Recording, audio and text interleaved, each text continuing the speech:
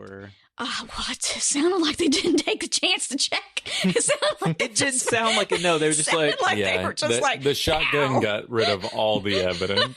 there's going to be so many content warnings. Oh, yeah. That's on this one. Oops. It's okay. That's why we have them. Yeah. We'll talk about it later. Animal death. Yeah, that is one of them. That's one. But see, Well, but this how is do a future cryptid. Yeah. Stripe. It's a gremlin squirrel. It's a bloodthirsty animal. It comes to bite off children's fingers. There's a blurry photo of it. There's a blurry photo of it. It's been said to lurk. It They do chases like people lurking. down lonely country lanes. Yeah, this is cryptid material for sure. Dogs and cats hate it. Yeah, dogs and cats tend to really dislike cryptids. Mhm. Yeah. It's been the general narrative I've seen thus far. I think that's kind of like this old like trope, is this idea that something like supernatural or otherly that cats and dogs can always tell They know. first. Yeah. Like they know. Yeah. Well, it's like they can sense the weather or whatever. They're like, In earthquakes. yeah. So like, I think it like kind of derives from that. It's like, oh, well, this is some other like, supernatural, but still like earthly force, and that they can detect because they have like that sixth sense or whatever. But I that don't was know. it. That was what I brought to the table today. That's good. Little And stripe. actually, my boo gave that to me right before I left. Sweet. Oh, I love it. Worked out. I feel like now I want to just look up weird stories and be like, here's our new cryptid. Oh yeah. Cryptid Watch. Cryptid Watch. Ooh. Thanks for our first Cryptid Watch. I like it. I don't know if I'm gonna be able to top that. Are y'all ready for a good old fashioned cryptid romp? Mm-hmm. Alrighty. Well, hello. Welcome to Love at First Sighting. Sex positive, kink friendly, and thirsty conversations about the monsters and cryptids that traverse our backyards and our imaginations. I'm Joyce. My pronouns are she, they, and I'm your resident cryptid researcher. We're here with the Monster Book Report. Oh, and Sorry. joining me. I was like, hey. Hey. Very excited. And joining me is the super excited Jim. Hey, I'm here with some monster porn to tickle your senses. Oh. Ooh. Ooh. Ooh. I Also, feel tickled. also joining me is the tickled Coco. Hello, I am the resident. I don't know what's going on. I don't know much about cryptids, but I've always loved them. I have a background in gender and sexuality, which is my, kink expertise. And I'm here for the horny. Let's do this. I also really want to learn. I want to learn and get horny. That's what's up. The best of both worlds. Yeah. All right. Speaking of being tickled, today, y'all, I'm super excited for this monster. Me too. This is a monster that does tickle me. They,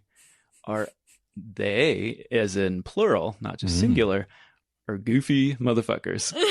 So today I bring you the Loveland Frogman, Loveland Frog, Loveland Lizard, or Shauna Hook. So definitely big shout out to Jim for pointing this out to me. But before white American recorded history is said that the indigenous nation of the Miami people have long known about a kind of like frog-like amphibious humanoid that they called Shauna Hook, which is said to translate to demon of the river. So as early as 17th century, they've been telling French colonizers and warning them about this creature. I actually learned a lot about the Miami people because I did some research because I didn't even realize Miami was a... so it is a tribe, just heads up. Yeah. It is a tribe of indigenous folks who occupied Ohio, Illinois, and Indiana, not Florida. Yeah, that Just heads up. I immediately thought of Miami University, which is in Ohio. Yeah.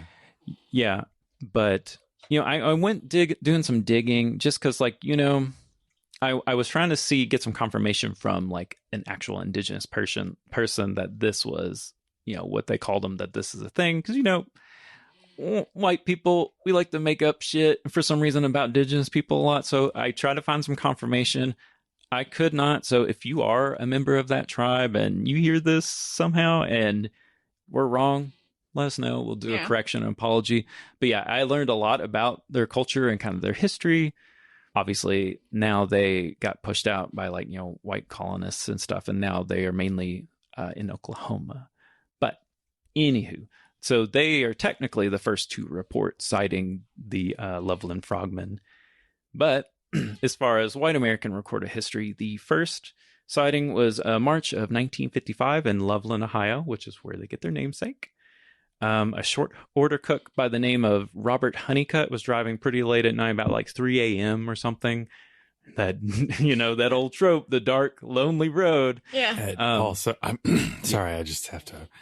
Robert Honeycutt is fucking choice. No, it is a fucking great name. It's like, something from MASH or something, Yeah. There are other stories where they say it's a businessman and people are like, oh, we don't know who it is, but most sources point to this short order cook. For our younger viewers, MASH is a show that your Peepaw and Granny would watch. So I did watch it with my mamaw a lot. We are from the country, mamaw. Mamaw Joyce. I am a bit of a grandma, sorry. Grandma with some very eccentric interest, apparently. Okay, so lots of love. Thank you. Yeah. So Mr. Honeycutt was driving down the road at about 3 a.m.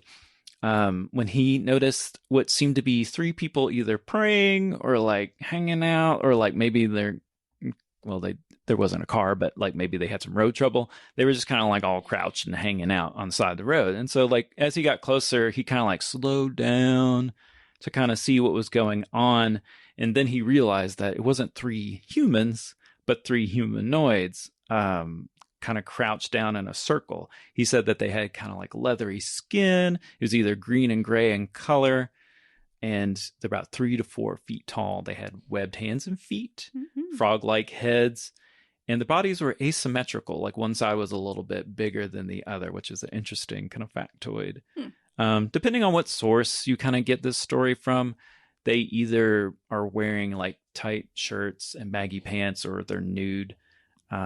Most interesting is one of the creatures was holding a wand, like a wand or a rod, and it was like shooting like sparks out, kind of like a sparkler or a magic wand, like, from like some Disney movie. And then at this point, like he kind of got out of his car, like, I don't know why you would. He got out of his car to get a closer look. And that's kind of when they all noticed him. And like he kind of took a step closer, and they kind of stepped closer to him, and he kind of got the impression he should probably get out of Dodge. So he kind of got back into his car, and he was, okay, this is really a weird detail. He got struck by the odor of fresh alfalfa and almonds. I don't know about y'all, but I don't know what fucking alfalfa smells like. green. Yeah. Like, I guess he was a cook, like so plant. maybe like he would kind of like know this shit. But Yeah. But yeah. I feel like the smelling, like, I thought almonds, or it's the like having a stroke. No, isn't that burnt toast? Yeah, that's true. Yeah. I feel like almonds was a thing though. Almonds smells like gangrene, don't they? Like when you got like a rotty piece of your body, it smells like almonds. Like, am I wrong? I mean, if I saw 3 humanoid frogs, I would probably be having a stroke too. I would imagine, like, you know what I mean? You would be like at least a little shook. Oh, that's what it is. I just remembered. Almonds are rattlesnakes. Apparently, if you are near a rattlesnake, you can smell a kind of like sweet, like almondy smell. Okay. That they Good to give know. off a little bit of. Wow. Look at that. Y'all are learning something. Yeah. So, yeah. And, he obviously reported this to the authorities, and there are some sources that say the FBI did get involved, but like nothing really came of that. Mulder. What? Mulder. Mulder was there. He's like, Scully. It's just in a file somewhere now. I believe. Mulder. You need to be scientific about this, except when it comes to Catholicism, and then believe it wholeheartedly. 100%. Yeah, Also, what's up with if you that? could just like pass out or not look every time something interesting happens. It's aliens right there, Scully. She's like, hold on, I'm texting. I just pulled you out of an alien spaceship, and we're laying in the snow, and it just took off, but you were asleep. Also, spoiler, like, what about the time that, like, Scully got impregnated by aliens? Yeah. Yeah. Like, how do you write that off as, like, it didn't, I don't know. It was a real weird time. To be fair, you can get pregnant. Yeah, I guess pregnancy does happen. It's still, there's a lot of weird stuff with Scully's inability to believe Mulder.